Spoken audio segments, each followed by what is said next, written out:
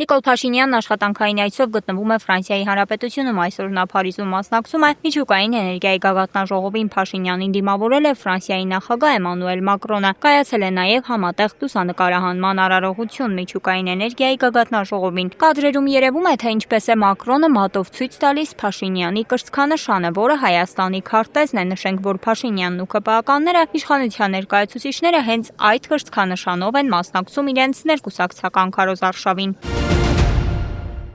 Երևանի ավականու անդամ Քրիստինա Վարդանյանը գրում է 8-րդ դասարանում կարդացի հայերի ցեղասպանությունը Օսմանյան կայսրությունում, որտեղ դրվագներ էին նկարագրված, թե ինչպես են վնասել հղի կանանց, շոկ էի ապրել։ Հիմա այս պատկերին նայելով, երբ բողբոջած ջահել ծառերը գարուն օրով պատռում են արմատից, նմանատիպ սարսափ եմ զգում, եւ սա հիմա հայ տղամարդիկ են անում, հանուն ինչի։ Աշխատավարձի, երեխաների կյանքը զոհասեղանին դնելով, Երևանում 50 տարի արարող մարդկանց ստեղծածն են ոչնչացնում, բոլորիս օդը, ստվերը, հասկացեք, պայքարս միայն ծառերի մասին չէ, այն Երևանի երեխաների լեյկոզն ու ասթման է, բնակչության ինֆարկտներն ու ինսուլտներն են։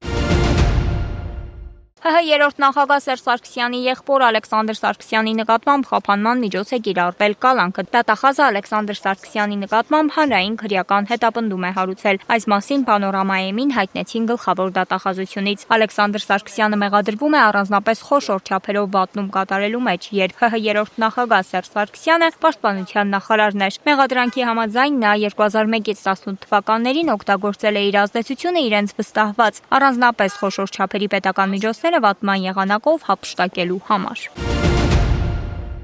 Իսրայելը ԱՄՆ-ի աջակցությամբ կարող է ծրագրել Իրանի նոր գերագույն առաջնորդ Մոջթաբա Խամենեիի սպանության գործողությունը, ով համարվում է զիջումների չգնացող քաղաքական գործիչ։ Այս մասին հայտնում է The Wall Street Journal-ը։ Հղում անելով ամերիկացի գործող եւ նախկին պաշտոնյաներին հաղորդում է ՏԱՍՍ-ը։ ԱՄՆ նախագահ Դոնալդ Թրամփը իր խորհրդարանականներին հայտարարել է, որ կաջակցի Մոջթաբա Խամենեիին լիկվիդացնելու գաղափարին, եթե նա պատրաստ չլինի զիջումների գնալ ԱՄՆ-ին։ Մասնավորապես Թրամփը կցանկանար, որ Իրանը նոր առաջնորդի օրոք հրաժարվի միջուկային ծրագրից։